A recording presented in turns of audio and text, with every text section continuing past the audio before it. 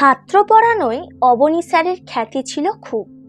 দূর দূর থেকে ছাত্ররা আসতো অবনী স্যারের কাছে অঙ্ক, ফিজিক্স, কেমিস্ট্রি পড়তে। উজ্জ্বল গৌরবর্ণ, দীর্ঘ নাসা, পৌরাণিক যুগের ব্রাহ্মণের মতো দৈব চেহারা ছিল অবনী স্যারের। পরনে একটা ধুতি আর খালি গায়ে একটা চাদর কিংবা একটা যেমন তেমন বিছানার চাদর। গলায় ধপধপে পইতে, ভারী সুন্দর ছিলেন অবনী স্যার। অবনী স্যারের হাতে পড়ে কত ছাত্র যে জীবনের চলার পথকে সুগম করে তুলতে পেরেছিল তার ইয়ত্তা নেই।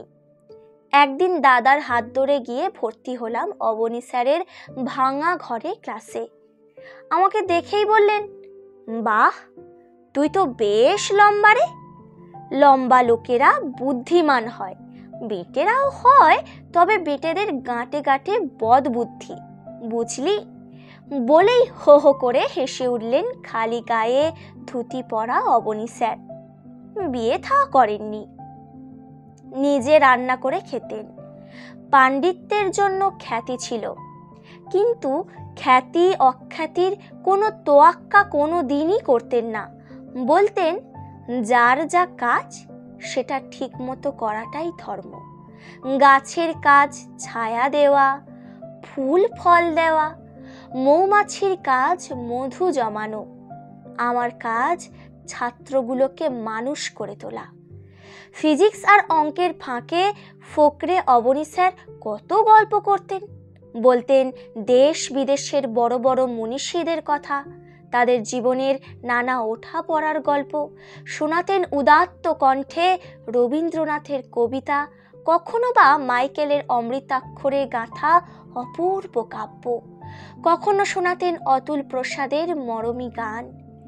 লেখাপড়ার হাত ধরে চলতে চলতে আমাদের বোধ আর মননে অবনী স্যার এঁকে দিতেন পৃথিবীর আসল চেহারাটার ছবি।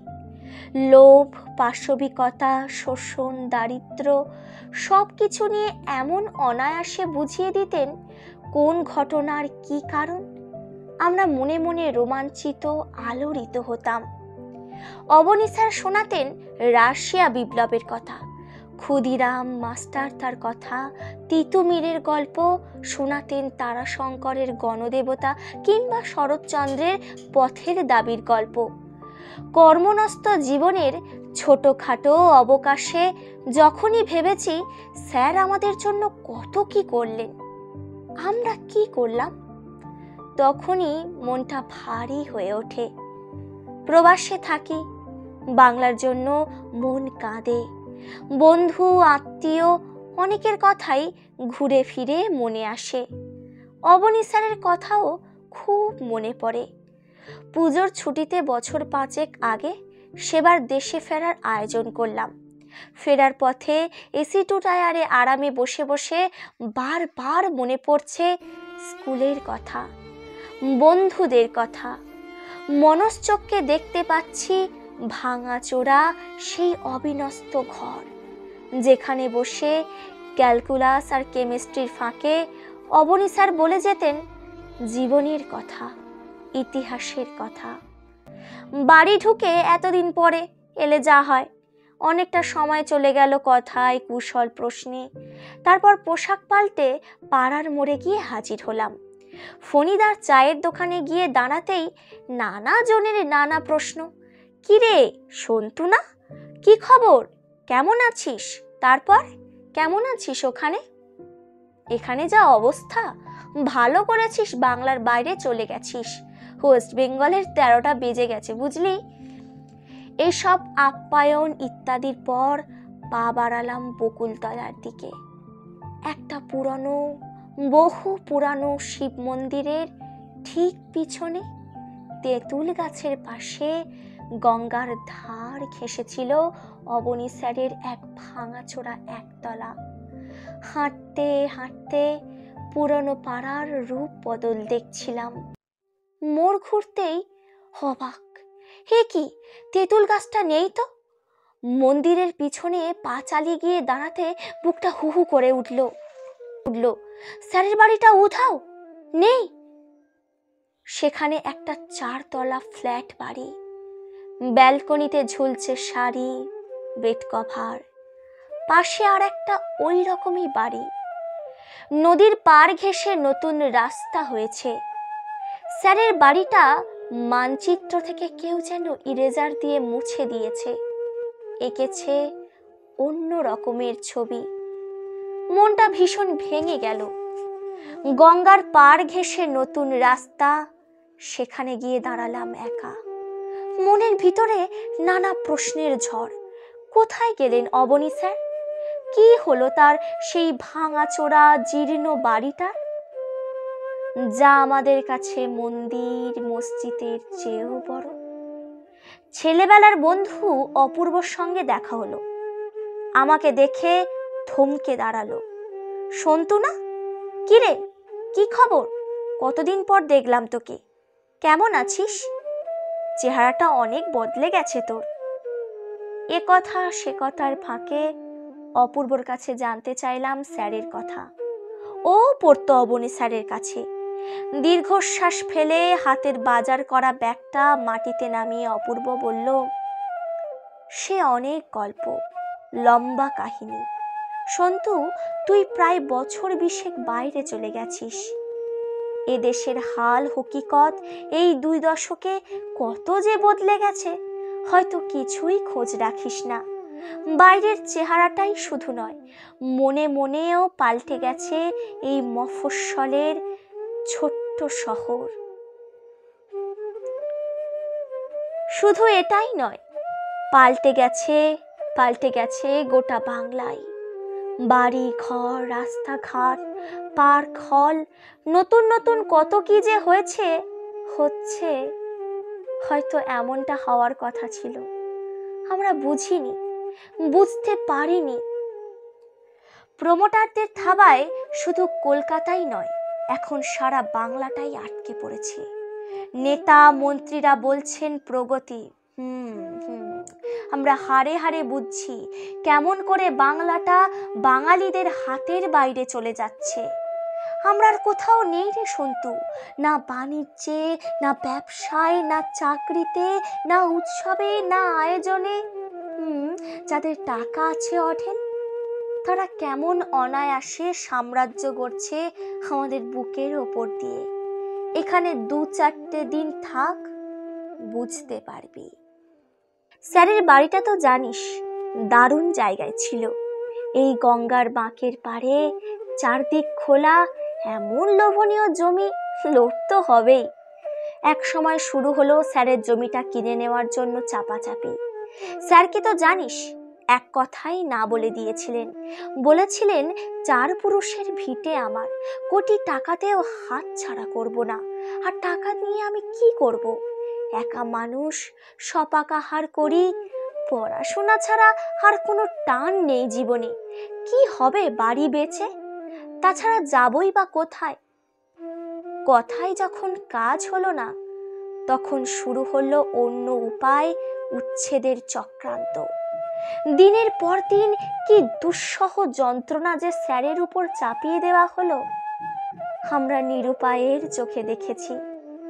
রাজনীতির বড় বড় দাদারা, যাদের আশ্রয় আর প্রশ্রয়ে প্রমোটার চক্রের জন্ম ও বিকাশ, তারাও লেগে পড়ল স্যারের পিছনে। বৃদ্ধ হয়ে পড়েছিলেন, সে সময় চোখটাও গিয়েছিল খারাপ হয়ে। খুব একটা ছাত্র পড়াতেও আর পারতেন না, শরীরটাও ভেঙে পড়েছিল। একদিন আমাকে ডেকেছিলেন, বলেছিলেন, আমি কি তোমাদের জন্য কিছুই করিনি? আমাকে উচ্ছেদ করে তাড়িয়ে দিতে চাইছে একদল লোভী পিশাচ। তোমরা, আমার ছাত্ররা, কি পারো না একটু রুখে দাঁড়াতে? স্যার বলেছিলেন আর কাঁদছিলেন, সন্তু, আমরা সত্যিই পারিনি। ছাপোষা কেরানি সাধারণ মানুষ আমরা। এই বিরাট পাপ চক্রের বিরুদ্ধে কিছু প্রতিরোধ করা আমাদের সাহসে কুলোয়নি। তাছাড়া তোর কাছে স্বীকার করতে বাধা নেই সন্তু, আমরাও আসলে যে যার জীবন, নিজের জীবনযাপনের সমস্যা নিয়েই এত জেরবার হয়ে থেকেছি চারপাশে ছাঁটাই, লে অফ, লকআউট, ভিআরএস, জিনিসপত্রের আকাশ ছোঁয়া দাম, অসুস্থতায়, বিপন্নতায়, দিশেহারা, হেল্পলেস। আমরাও স্যারের ব্যাপারটাই ঢুকতে চাইনি। স্যারকে তো জানিস, জীবনে চাকরি করেননি, অন্যের হুকুম শুনতে হবে বলে। কারোর কাছে মাথা নত করার মতো মানুষ ছিলেন না তিনি। সেবার অঘ্রাণ মাস, ঘন শীতের রাতে হঠাৎ হৈ হৈ হট্টগোলে ঘুম ভেঙে গেল। বারান্দায় এসে দেখি বকুলতলার আকাশ দকদকে লাল। লোকজনের প্রচন্ড চেঁচামেচি, আর্তনাদ, আগুন জ্বলছে দাউ দাউ করে। ছুটে পথে নামলাম। সন্তু, সেই দৃশ্য তুই ভাবতেও পারবি না। দাউ দাউ করে জ্বলছে স্যারের ভাঙাচোরা বাড়ি। পাড়ার লোকেরা চেষ্টা করেছিল, কিন্তু আগুন থেকে তারা শুধু অবনী স্যারকে বাইরে আনতে পেরেছিল। স্যারের প্রাণের ধন, শত শত বই ওই আগুনে পুড়ে ছারখার হয়ে গেল। দাঁড়িয়ে দাঁড়িয়ে বুক ফাটানো আর্তনাদে স্যার বলছিলেন, ওরে বইগুলো বাঁচা, বইগুলো বাঁচা। না রে সন্তু, আমরা বাঁচাতে পারিনি। রাগে, ক্ষোভে, দুঃখে আমার হাত পা অবশ হয়ে আসতে লাগলো। বললাম, অপূর্ব, চুপ কর, চুপ কর।